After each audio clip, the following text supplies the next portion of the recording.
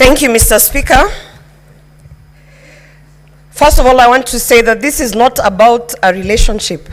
It's not about a friendship that has deteriorated.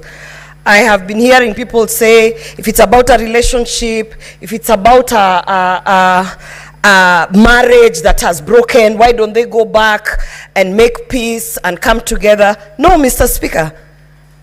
These two individuals, His Excellency the President and the Deputy President, did not come together so that they can live happily ever after and have children, Mr. Speaker. They came together so that they could deliver development to the people of Kenya, Mr. Speaker.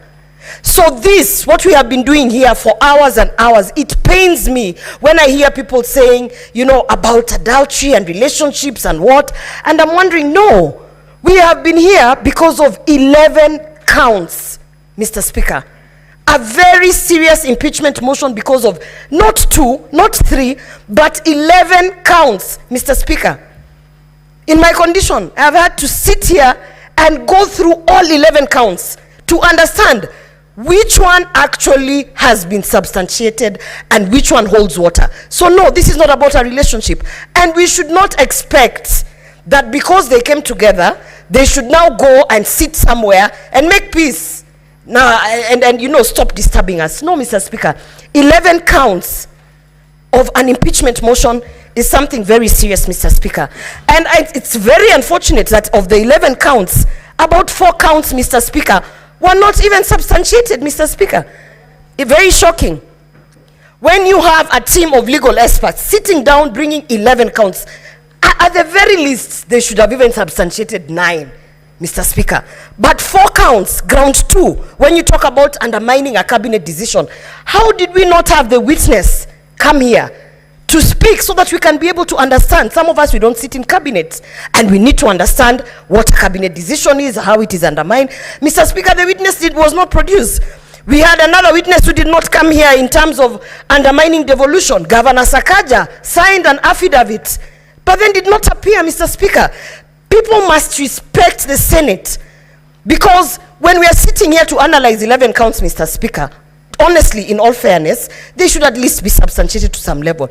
However, Mr. Speaker, I have lived through the post-election violence of 2007, 2008, and it is very strange that 2007 I was also pregnant, Mr. Speaker. And when I remember, Mr. Speaker, the things that triggered the post-election violence, Mr. Speaker, in 2008 of January, it was such utterances such as Musiguze Mlima, Mr. Speaker. They started as a joke, and before you knew it, matatus were being stopped and people were being asked, get off the matatu and showcase your IDs, and arms and limbs were being chopped off, Mr. Speaker.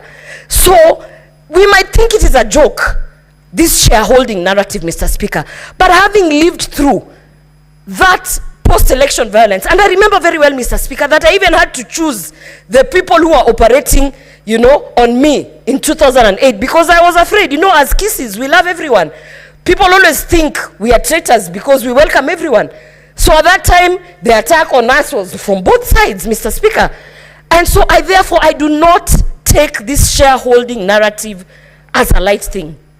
I do not take this Musiguze Mlima as a light thing, Mr. Speaker, because I have been affected directly. And on that count, Mr. Speaker, I definitely have seen that it has been substantiated. We have seen the evidence, and we have even seen repeated utterances of causing divisiveness in this country, Mr. Speaker.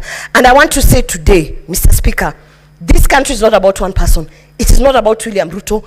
It is not about Rigathi Gachagua. This country is about the 50 million Kenyans who have to live in peace and under the national unity, Mr. Speaker. And for that reason, Mr. Speaker, I want to say that on that shareholding narrative, I hold my ground, and I will definitely vote that he should be impeached. Senator Kavindo.